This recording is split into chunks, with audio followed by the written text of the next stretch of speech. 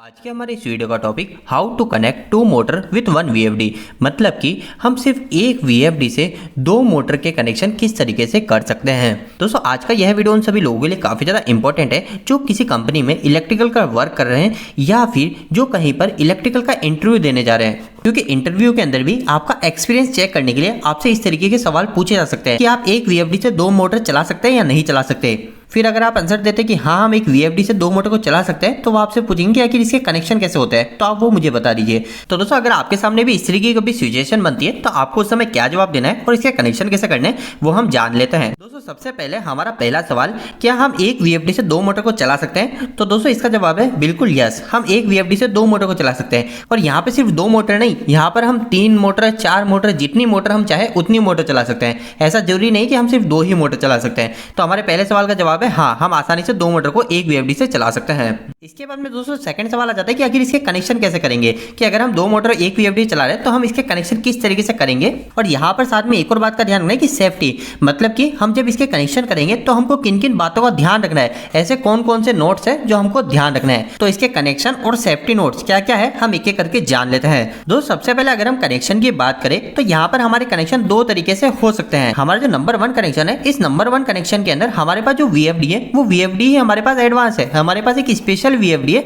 जिसके अंदर हम दो मोटर को कनेक्ट कर सकते हैं, क्योंकि हमारे मार्केट के अंदर कई तरीके की ऐसी वीएफडी आती है जिसके अंदर हम एक साथ में दो मोटर को कनेक्ट कर सकते हैं। और सिर्फ मोटर को कनेक्ट करने की बात नहीं है, यहाँ पे हमारे सिर्फ टर्मिनल नहीं मिलेंगे हमें एक्स्ट्रा, इसके अलावा हम इस वीएफडी के नाम जो पैरामीटर को भरते हैं ना, वो पैरामीटर भी हम दो अलग अलग भर सकते हैं। मतलब कि इस वीएफडी से मैं एक मोटर को 50 हर्ट्ज की स्पीड पे चला सकता हूँ और हमारी दूसरी वीएफडी को 30 हर्ट्ज की स्पीड पे चला सकता हूँ। मतलब इस तरीके की वीएफडी भी हमारी मार्केट में उपलब्ध है कि हम एक समय पर दोनों ही मोटर को अलग अलग स्पीड से चला सकते हैं। लेकिन दोस्तों इंटरव्यू लेने वाले को इस जवाब से बिल्कुल भी मतलब नहीं है, वो आपके एक्सपीरियंस को चेक करना चाहता है। वो ये जानना चाहता है कि आखिर हमारे पास में एक नॉर्मल वीएफडी है, उस नॉर्मल वीएफडी से मैं दो मोटर को किस तरीके से चला सकता हूं। इसके अलावा दोस्तों मैं यहाँ पे आपको एक और बात बता दूं कि वीएफडी का उपयोग हम जो करते हैं वो करते हैं हमारी मोटर की स्पीड को कंट्रोल करने के लिए। हम क्या करते हैं, वीएफडी की मदद से हमारी मोटर को अलग अलग फ्रीक्वेंसी की स्पीड देते हैं। जैसे कि हमने मोटर को 30 हर्ट्ज की फ्रीक्वेंसी पे चला लिया तो हमारी क्या होगी, मोटर हमारी स्लो चलने लग जाएगी। तो हमारी वीएफडी का जो मुख्य काम होता है वो यही होता है, हमारी मोटर की स्पीड को कंट्रोल करना।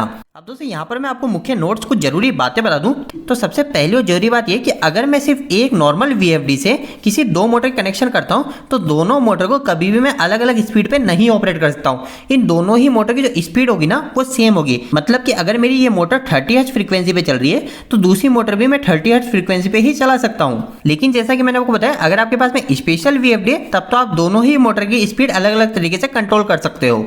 इसके बाद में दोस्तों सेकंड मुख्य पॉइंट यह आ जाता है कि हमारी जो टोटल मोटर्स है, चाहे हम दो मोटर चला रहे हो चाहे हम 10 मोटर चला रहे हो, वो जितनी भी मोटर है वो कभी भी सबकी जो टोटल है, जैसे एक मोटर मेरी 10 एचपी की है, दूसरी मोटर मेरी 2 एचपी की है और तीसरी मोटर भी मेरी 2 एचपी की है, तो ये टोटल कितने हो गए, 5 एचपी हो गए। तो अगर इन तीन मोटर को मैं एक वीएफडी चलाना चाहता हूं तो मेरी जो वीएफडी है वो 5 एचपी या फिर इससे ज्यादा की होनी चाहिए। तो इस बात का हमें हमेशा से ध्यान रखना है और यह सिंपल सी ही बात है, क्योंकि अगर मैं सिर्फ एक मोटर को भी चलाऊंगा तो अगर मेरी वीएफडी 5 एचपी की होगी तो मैं उस पर 5 एचपी के ऊपर का लोड जोड़ भी नहीं सकता।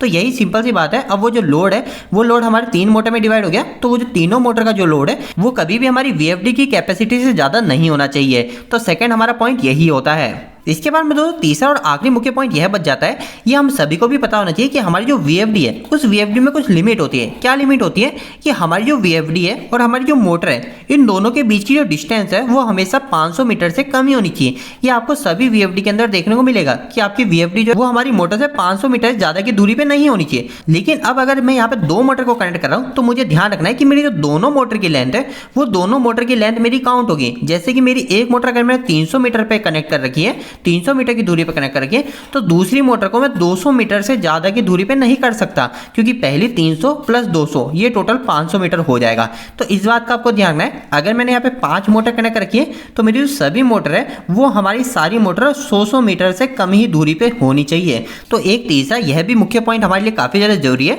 और इंटरव्यू के अंदर भी आपसे कई बार इसके बारे में भी पूछा जा सकता है कि कभी भी हम वीएफडी का कनेक्शन कर रहे हैं तो हमें किन किन बातों का ध्यान रखना है। अब दोस्तों हम डायरेक्ट कनेक्शन के ऊपर जाते हैं। तो कनेक्शन काफी ज्यादा सिंपल है।